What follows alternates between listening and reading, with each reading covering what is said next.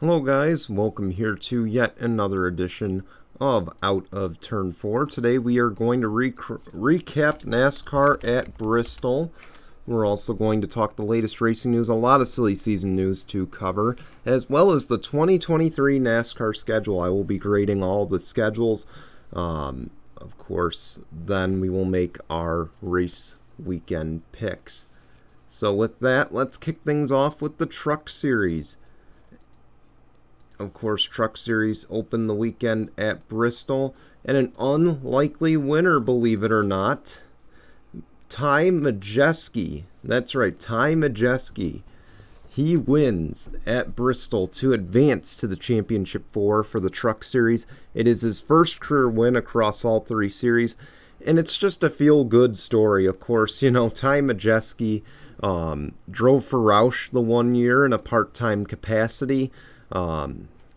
Really didn't do well, but to be fair, the 60 really was lousy that year. So you can't really blame that too much on him.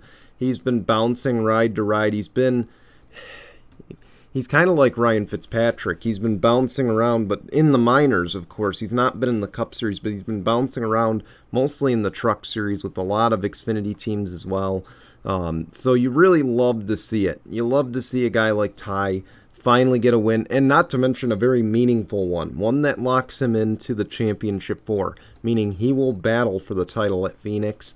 I was so happy reading that. I'm telling you, again, Ty deserves this. Congratulations to him. I'd never met him, but he seems like a cool guy, and, again, just so happy for him to finally get into the Championship 4 and, especially get a win before season's end. He's worked very hard toward this. Of course, for those who don't know, Ty Majeski, kind of similar background to William Byron. He did iRacing, and that's how he got discovered by Roush Fenway Racing at the time. And of course, they fielded him in a part-time NASCAR Xfinity ride before he kind of just jumped around between a lot of seats. So again, congratulations to Ty Majeski. Well-deserved win. Can't wait to see him race for a championship in a few short weeks. Actually, not even a few short weeks. We got about a month until we go to Phoenix. Over a month and a half. So, can't wait to see it. NASCAR Xfinity Series, Noah Gragson wins the race. It's his third straight NASCAR Xfinity Series win, and he gets it done at Bristol. His fifth win of the year, or fifth or sixth win, and it puts him ahead of Ty Gibbs on the win column, but it did not come without controversy between the both of them. Of course, both drivers not real big fans of each other, probably not as much, especially after this. Of course, mid-race, Noah Gragson got into the 54, basically bumped him up the track and right into the number 2 of Sheldon Creed, and ended both of their days, ending Ty Gibbs' run for the regular season title, which was won by A.J. Allmendinger. And of course, Ty Gibbs, instead of getting upset, just kind of said, "Praise the Lord." It wasn't in his plan. Typical Joe Gibbs statement. Typical Joe Gibbs hoax statement, basically. If you know anything about Joe Gibbs, he likes to preach like the holy man, and then he goes and does stuff that's not really, holy necessarily. But, I don't want to judge,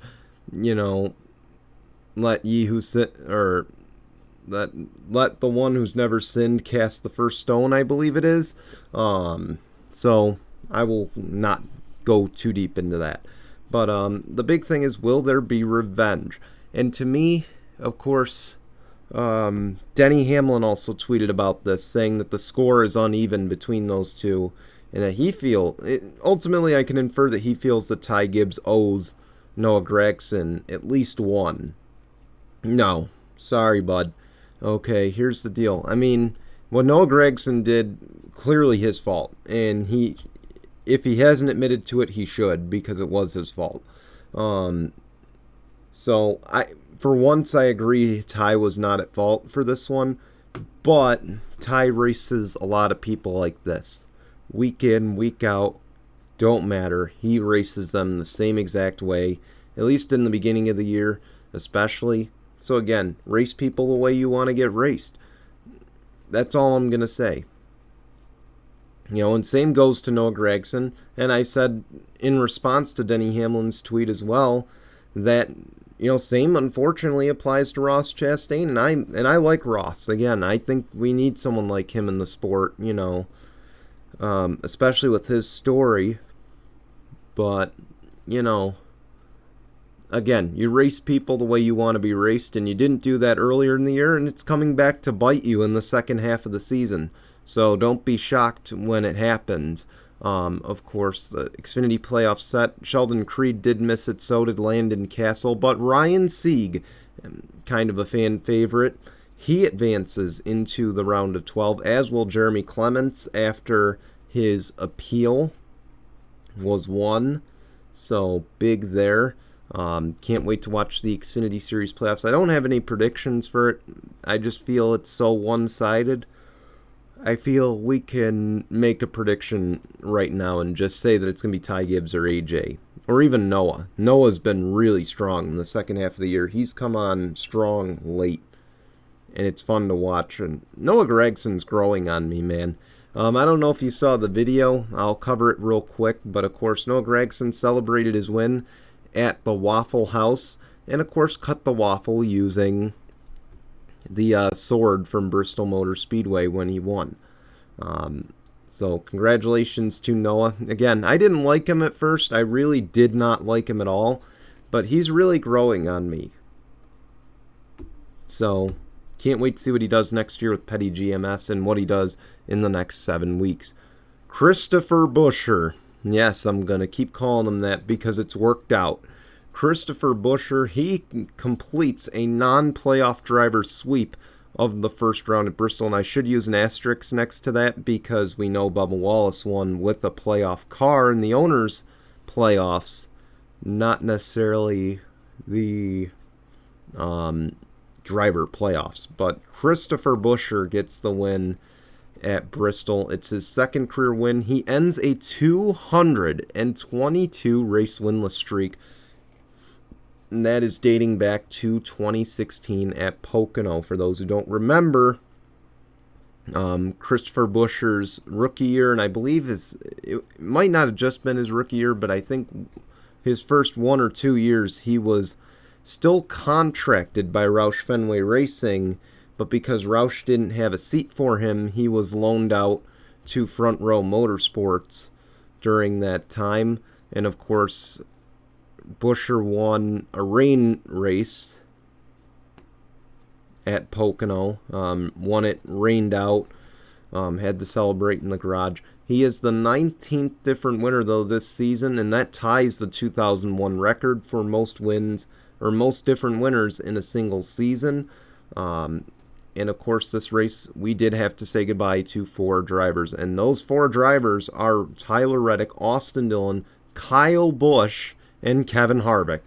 Of course, Harvick, I believe, was my pick to win at Bristol. He looked like he was going to do it, but Buescher, the 2-tire call, and it paid off. It was difficult to pass again. It looked like a tough race for that, excuse me. So I look at my picks. I did leave my picks up on this document. I was wrong about all of them, to be honest. I did not expect Austin Cindric to advance.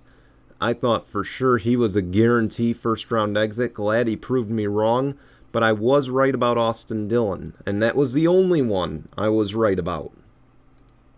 So I'm a little bit hurt right now. Again, man, just the parity. That's the first thing I point to, the parity. Because, again, both Trackhouse cars advanced. Austin Cindric advanced. Chase Briscoe advanced. Christopher Bell dominated that round. It's clear that, Joe Gibbs Racing is in good hands, of course, with Kyle Busch leaving. But it's clear that he is their future. And, man, he did well. So, again... congratulations to Christopher Buescher, though. Again, I can't say enough about that. That is just a great win And unfortunately, we say goodbye to those 4 drivers. All right, on to the racing news. And of course, we begin with the Alex Palou and Chip Ganassi racing drama. Of course, for those who don't know, let me get you up to speed as if, in case you have been living under a rock. No offense to anyone who didn't know. But of course, Alex Palou, Chip Ganassi Racing had announced they picked up the driver or the team option for Alex Palou for 2023, meaning that he would return to the number 10 Chip Ganassi car. Alex Palou later tweeted, "This is not true. I have signed a deal with McLaren to drive next season. It was believed to be a Formula 1 deal, if not a Formula E deal."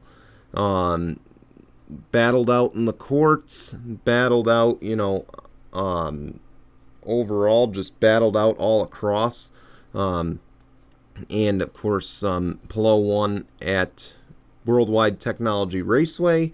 McLaren announced their plans for 2023 in Formula 1.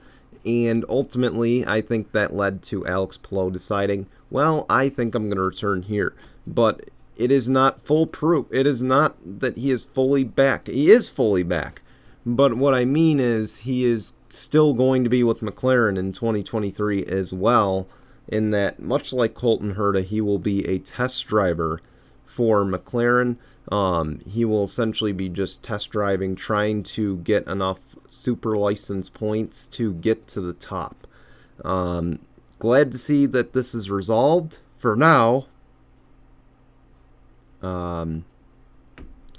Again, Alex Palou could have a very successful career at Chip Ganassi Racing. And you guys know what I've said about Formula 1 in the past, and I'm not backing down from those statements. But needless to say, I'm glad Alex Palou will be back. I feel like he's going to battle for this title next year. Of course, we don't know the schedule yet, but it will get released very soon. Just glad this drama is resolved, and ultimately it worked out on both sides. Alex Palou wasn't going to get a ride at McLaren. He wasn't going to get the F1 ride, especially after Colton Herta just got denied a super license exemption. There was just no way Alex Palou was going to get it either. Alex Palou is probably going to run F3, F2, I don't know which one for McLaren. So, and Ganassi again with David Malukas off the table, with Callum Ilott off the table. Really, the Indy Lights guys off, to be determined right now. It wasn't looking good for Chip Ganassi in the number 10, so to have Alex Palou come back, it worked out for both sides because it was a lose-lose if they broke up this offseason with really no rides available. So again, glad to see that matter resolved. Another contract extension announced this week. Kyle Larson and Hendrick Motorsports have agreed to an extension through 2026. That, of course, includes Hendrick Cars being his sponsor for 35 out of the 36 races through that time span. And again, good deal for Kyle Larson and especially Hendrick Motorsports. Him, Chase Elliott, they're the team leaders. They're the guys that are going to battle for championships. Those are the guys who are expected to battle for championships year in and year out. So to see them both back, see them long-term in the picture, says a lot about what Hendrick wants to do. And it's bad news for the Chevy development drivers, but great news for Kyle Larson and Chase Elliott, as again, those two are going to battle for titles year in and year out. So again, good to see him in good equipment and, of course, at the top echelon of our sport. Another little bit of a rumor that came out, of course, we know Kyle Busch is going to Kyle Busch is going to Richard Childress Racing next year to drive the number 8. We know Tyler Reddick will be staying in a third car, undetermined number, undetermined crew chief, but he will not be getting his crew back. Which basically solidifies the worst kept secret of the last couple months that Ty Gibbs is going Cup racing. We already know he's going Cup racing. He's going to be in the number 18. What we don't know is the status of Kurt Busch. Of course, still out week to week with the concussion, probably done for 2022 as I'd imagine. So Ty Gibbs will likely fill in the rest of the year before moving over to Joe Gibbs Racing. And then, of course, that leaves, if Kurt Busch decides, I don't want to come back, I feel this was a lot to handle, and he takes the front office job, that will leave the number 45 open. Well, of course, you remember, I believe I discussed on this show, Denny Hamlin was on the Door Bumper Clear podcast, and he had said that the plan was that John Hunter was supposed to be the team's reserve driver, much like Ryan Preece. So if Bubba or Kurt Busch had to miss races for any reason, it was going to be John Hunter Nemechek driving one of those cars. Well, John Hunter's name is no longer completely out of the equation. Hamlin did double down in the last few weeks, saying that Kurt Busch will be back in 2023 if he so chooses. However, it appears that John Hunter Nemechek has emerged as the favorite to land the number 45, assuming that Kurt Busch does indeed retire. So again, for those who don't know, the Kyle Busch announcement this week, Richard Childress Racing, his KBM team will be switching to Chevy for 2023, essentially putting John Hunter Nemechek and Corey Heim, according to Bob Pockrass, it is just those two that are guaranteed out of a ride at the end of the season. Both of them, of course, contracted by Toyota. I'd imagine ThorSport is not going to give up one of their seats for these guys, especially after what Ty Majeski just did advancing to the Championship 4. So that automatically eliminates that seat, which could have been a hot seat before Thursday night. So, it appears that John Hunter will be the top candidate for the 45, which of course leaves the question, where will Corey Heim be next year? But again, that's not the big thing. John Hunter, of course, does have Cup Series experience. He ran pretty decent his rookie year. So I do like this idea by Denny Hamlin and Michael Jordan. However, it reminds me a lot of Matty D. Everyone said, well, if Matty D gets good equipment, he's going to win races. It didn't quite pan out that way. And of course, if you recall Levine Family Racing, he was supposed to be maybe a 1-2 year driver. And then, of course, Christopher Bell got the call up to Cup. There was just no seats available at Furniture Row. There was no seats available, or Furniture Row was out of the picture, my mistake. There was just no seats available at Joe Gibbs Racing, which meant, of course, because of the Toyota Alliance, Christopher Bell had to race at Levine Family Racing, putting Matty D out of a ride. I see this being kind of a similar situation where I feel like it won't matter how good John Hunter is. We look at the lower series. Sammy Smith, I believe, will run in the Xfinity. Of course, Brandon Jones announced as the driver of the number 9 next year for Junior Motorsports. So Sammy Smith will likely be the next guy called up to Cup, and I'm sure Chandler Smith will also be getting an Xfinity ride, if not returning to KBM with Chevy. JGR is going to be changing their whole landscape because they just lost all their drivers. Ty Gibbs going to Cup, Brandon Jones going to the 9, and that effectively leaves the number 18, which is the All-Star car. So that's why I say I imagine what will happen is John Hunter, again, will likely go to the Cup for a year or two. Again, Hamlin wants to secure a third charter. So I feel like if John Hunter does go up to Cup, it'll be a 2-year deal.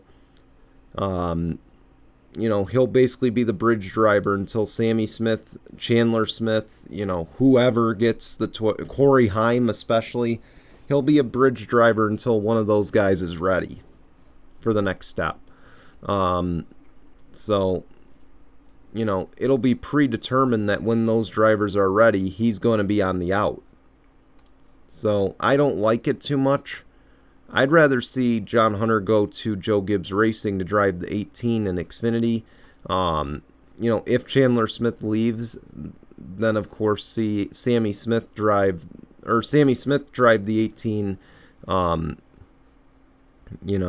John Hunter drive the 19, and then see maybe the 54 become the all-star car with Ty Gibbs, Denny Hamlin, Christopher Bell, yada, yada, yada.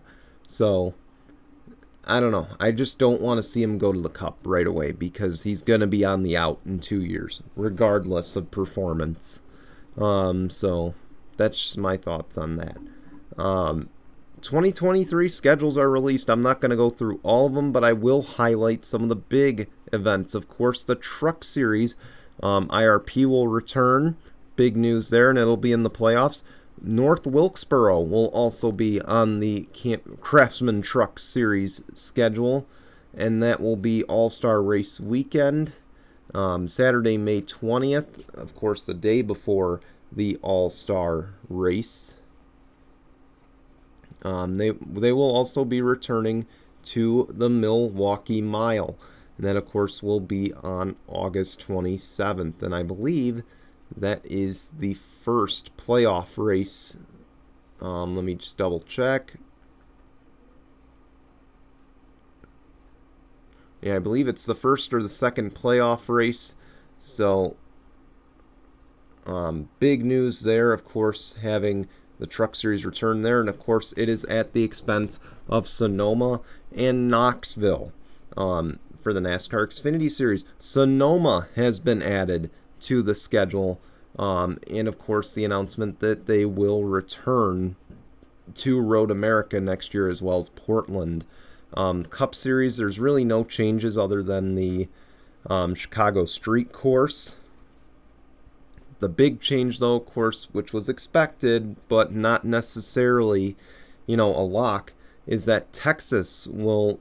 We knew Texas was going to lose its all-star race. What we didn't know is whether they would be getting a regular season date in exchange for it at the beginning of the year. That is not going to happen. Texas will go down to one race. And actually, speaking of Texas, let me go back to the NASCAR Craftsman Truck Series real quick. They will be teaming up with IndyCar for a doubleheader at Texas in the spring. Just wanted to add that in. I forgot about that. But as far as the Cup Series goes, the Indy Road Course as well will return in 2023 as it was announced earlier this year, and it will be on August 13th, the week before Watkins Glen.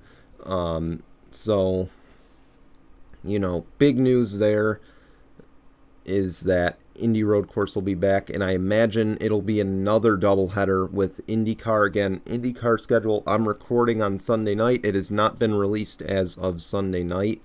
So, ultimately, if I had to give a grade, Truck Series, the fact that they added Wilkesboro and Milwaukee, I'm going to give them an A-.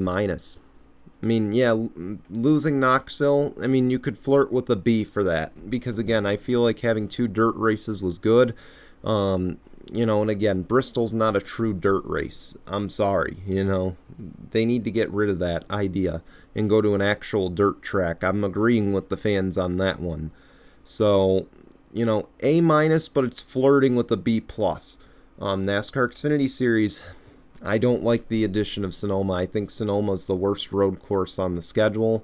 That said, I'm giving it a B- there.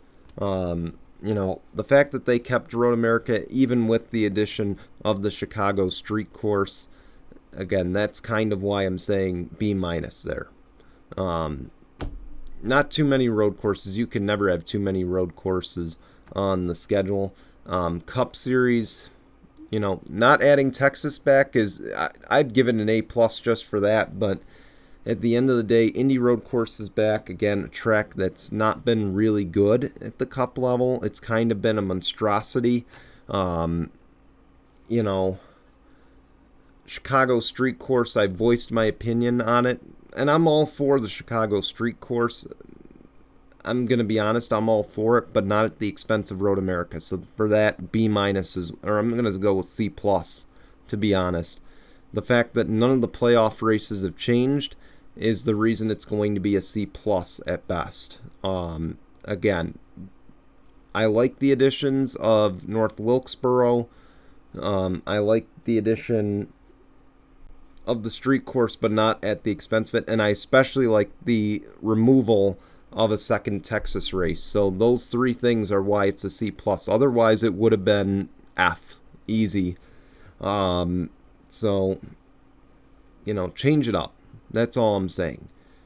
All right, on to the picks for the weekend. NASCAR Xfinity Series at Texas. I'm picking Justin Allgaier. Junior Motorsports has been strong. I wouldn't doubt Noah Gragson's in play for the win, but I just feel this is Justin Allgaier's race to lose. Cup Series at Texas, I'm going to go Ryan Blaney. He won the All-Star race earlier this season. Again, he's due for a win, so I feel it will come at Texas. We want to thank you for watching. Be sure to tune in to No Final Bell tomorrow at 5 p.m. Eastern on these platforms. And then tune in to Sunday Morning Tinkle, Sunday, 9 a.m. Eastern on YouTube, Spotify, Apple Podcasts, and Google Podcasts. Until then, goodbye, everyone.